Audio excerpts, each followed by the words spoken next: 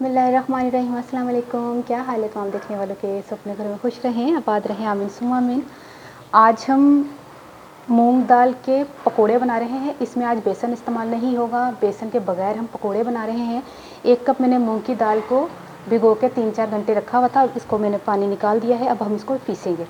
2 से 3 खाने के चम्मच चावल का आटा, जितना रिक्वायर्ड होगा। हमें अगर मॉइस्चर ज़्यादा हुआ तो हमें ज़्यादा इस्तेमाल करेंगे और अगर कम हुआ तो हम कम इस्तेमाल करेंगे। वैसे मैंने अभी 3 टेबल स्पून लिया।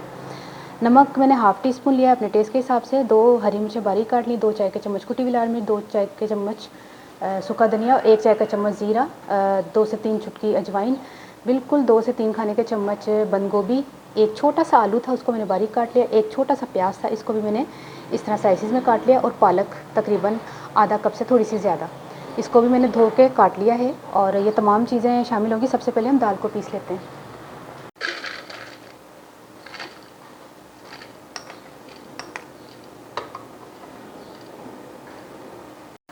अच्छा, इसमें हमने पानी शामिल नहीं करना, पानी के बगैर ही ये पीसना है। पानी डाल दिया तो फिर आपको पता पकोड़े तो सही बनेंगे नहीं सारे।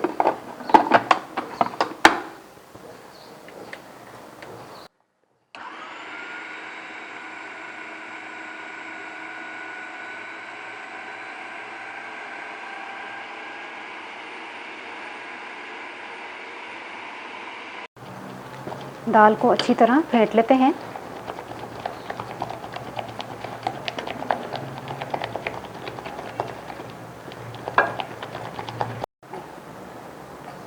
दो से 3 मिनट मैंने मूंग की दाल को फेंटा है।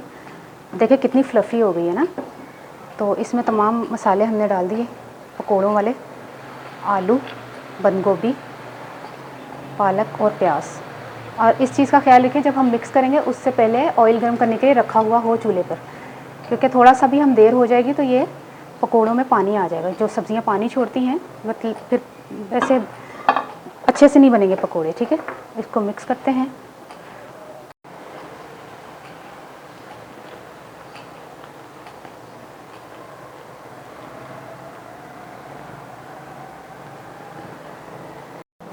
इस टाइम पर हमने नमक डाला। नमक अभी पहले नहीं मैंने इसलिए डाला, फ़ौरन से पानी छोड़ देता नमक। अब हमने हाथों से मिक्स करना, क्योंकि अब हम निकालने चले हैं पकोड़े, लेकिन थोड़ा सा हमें मॉइस्चर लग रहा है। तकरीबन 1 खाने का चम्मच हम चावल का आटा इस्तेमाल कर लेंगे। ठीक है, मैंने कहा था ना 2 से 3 खाने के चम्मच, लेकिन माशाल्लाह से दाल में एक बूंद पानी नहीं था, तो जिसकी वजह से दाल अच्छी पिस गई है और ज़्यादा ज़रूरत नहीं पड़ी।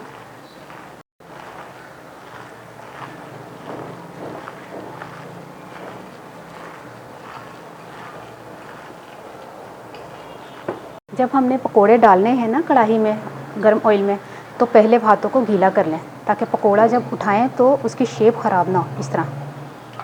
ठीक है, अब हम पकोड़े तलने शुरू करने लगे हैं।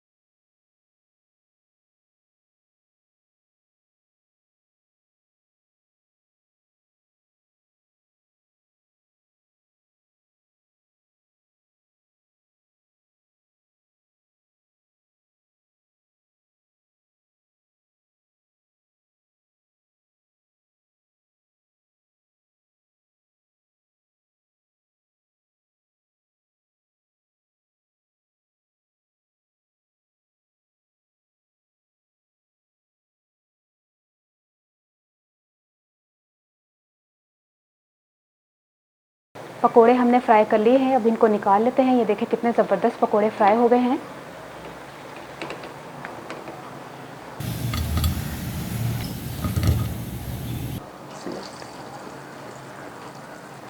अब हम बाकी का मेज़ा जो है वो इस्तेमाल कर रहे हैं।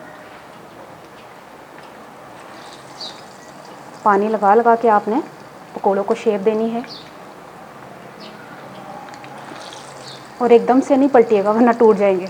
थोड़ा देर इसको रखें पकोड़ों को एक साइड, फिर दूसरी साइड के लिए हमें 2 से 3 मिनट इंतज़ार करना पड़ेगा, लेकिन स्लो फ्लेम रखिएगा, तेज़ फ्लेम मत रखिएगा।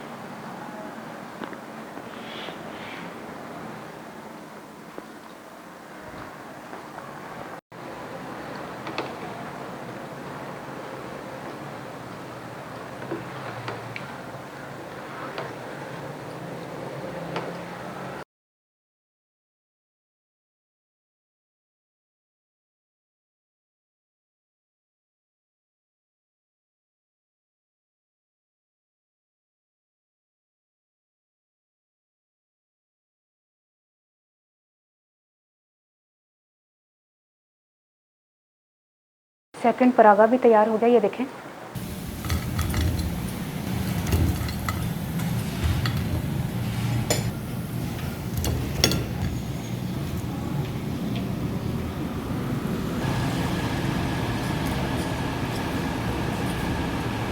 ये देखें, हमने आज बग़ैर बेसन के पकोड़े बनाए हैं, ग्रीन चटनी भी तैयार कर ली है, केचप भी तैयार कर ली है और मूंग की दाल के पकोड़े हमने तैयार कर लिए हैं। बहुत ही मज़े के, बहुत ही क्रिस्पी, जिसको कहते हैं ना कि खा के वाकई बहुत मज़े के लगेंगे। और ट्राई करके मुझे ज़रूर बताइएगा आपको ये रेसिपी कैसी लगी। हुण मैं पंजाबी दसा, मैं 1 कप ना मूंगी दी दाल ली सी, धुली हुई जी होंगी ना पीली वो वाली, उन्होंने मैं 3-4 घंटे पहले भिगोता, उन्होंने मैं पीस लिया, पानी वगैरह ना निकाल के भिजी हुई दा, फिर उन्होंने मैं पीस लिया। उस तो बाद उन्होंने थोड़ा सा फेंटे, फिर सारिया सब्जियां पा के ना मिक्स करके पकौड़े ने सारा समान पाया, नमक मिर्च कुटी दी मिर्च जी सी, तो उस बाद पकौड़े बना लेने ज़बरदस्त। और थोड़ा पानी लगा लगा के तुम पकौड़े नूं तलोगे ना तो सही है, वरना तुम जैसे चुकोगे वो पकौड़े की शक्ल नहीं आई, कि सोहनी शक्ल आई देखो। तो ट्राई करके मुझे दसना तुहानू रेसिपी कैसी लगी। अपनी दुआ ज़रूर याद रख लेना। ओके, अल्लाह हाफिज़।